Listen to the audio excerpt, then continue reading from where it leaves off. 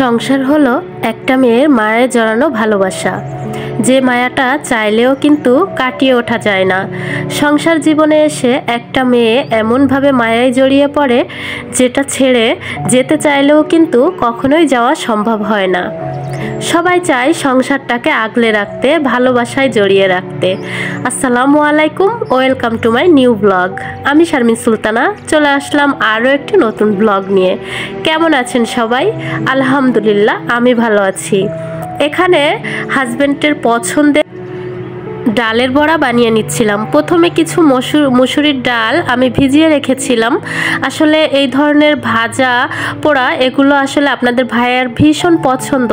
তো সে যেহেতু একটু পরেই অফিস থেকে চলে আসবে, তাই আমি সন্ধ্যার আগ মুহূর্তে এগুলো ভিজিয়ে রেখেছিলাম আর একটু পাটায় বেটে নিয়েছি। তারপর এর ভিতরে যা মশলা লাগবে সেগুলো দিয়ে খুব সুন্দরভাবে হাতে মাখিয়ে নিয়েছি।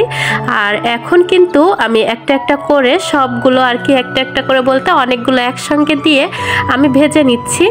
আর এগুলো খেতে কিন্তু খুবই মজা, আর বিশেষ করে এগুলো কিন্তু গরম গরম খেতে বেশি মজা। তাই আমি চাচ্ছিলাম যে হাজব্যান্ড অফিস থেকে এসেই যেন গরম গরম খেতে পারে, যার জন্য আমি কিন্তু সে আসার আগেই আমি এগুলো ভাজতে চলে এসেছি। তো এগুলো ভাজতে ভাজতে সেও কিন্তু অফিস থেকে চলে আসবে আর গরম গরম খেয়ে নিবে। এতে করে সেও খুব বেশি মজা পাবে আর আমার কাছেও অনেক বেশি ভালো লাগবে। কেননা স্বামীর পছন্দের জিনিসগুলো যদি তার সামনে দেওয়া যায়, তাহলে এটা কিন্তু একটা আত্মতৃপ্তি আসে, অনেক বেশি ভালো লাগা কাজ করে। কেননা সংসারে যাদের জন্য দিনরাত পরিশ্রম করছি, তারা যদি ভালো থাকে, তাদের খুশিতেই কিন্তু অনেক বেশি খুশি থাকি। এতে করে অনেক বেশি ভালো লাগা কাজ করে। তো এই তো সবগুলো আমি কিন্তু ভেজে নিয়েছি। আর এদিকে এই যে দেখুন, হাজব্যান্ডও কিন্তু চলে এসেছে। তো আমি না প্রথমে ক্যামেরাটা অন করেছিলাম, তো সব সময় দেখা যায় আবিরই কিন্তু গিয়ে দরজাটা খুলে দেয়। আর আমি ক্যামেরাটা অন করেছি, তবে পিছনে আরও দুইজন লোক ছিল আর কি, তাদের হাতে এই যে অনেক কিছু বাজার করে নিয়ে আসছে, সেই ব্যাগগুলো তাদের হাতে ছিল। তো সে আসলে তার হাতে হয়তো একটা ব্যাগই ছিল। তো এই তো এখন তারপর আমি তাদের দেখে ক্যামেরাটা অফ করে দিই। আমার আসলে ওইভাবে মোবাইল ধরে রাখতে খুব বেশি আর কি লজ্জা লাগে। তো যাই হোক, যে বাজারগুলো নিয়ে আসছে, এখানে কিছু শুকনা বাজার ছিল, তারপর সবজির বাজারও ছিল।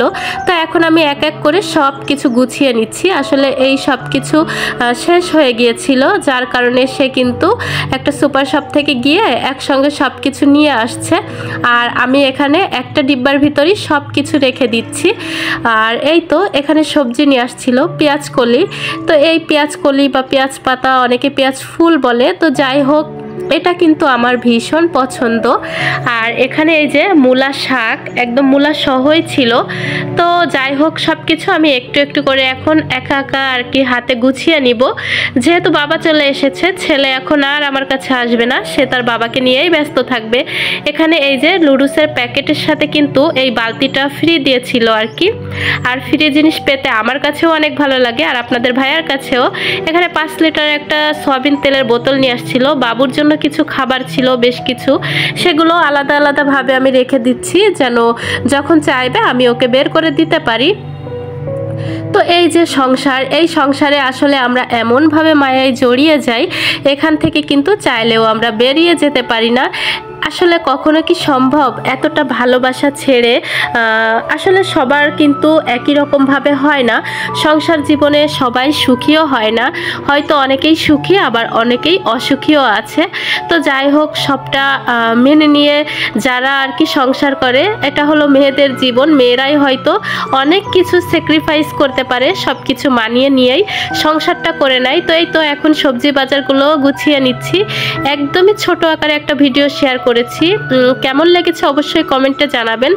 আর আমার ভিডিওর যদি কোথাও কোনো অংশ আপনাদের ভালো লাগে, অবশ্যই চ্যানেলটি সাবস্ক্রাইব করে রাখবেন আর আমার পাশে থাকবেন, সাথে থাকবেন। নতুন একটা ভিডিও দেখার আমন্ত্রণ জানিয়ে আজকের মতো বিদায় নিচ্ছি। আল্লাহ হাফেজ। আসসালাম।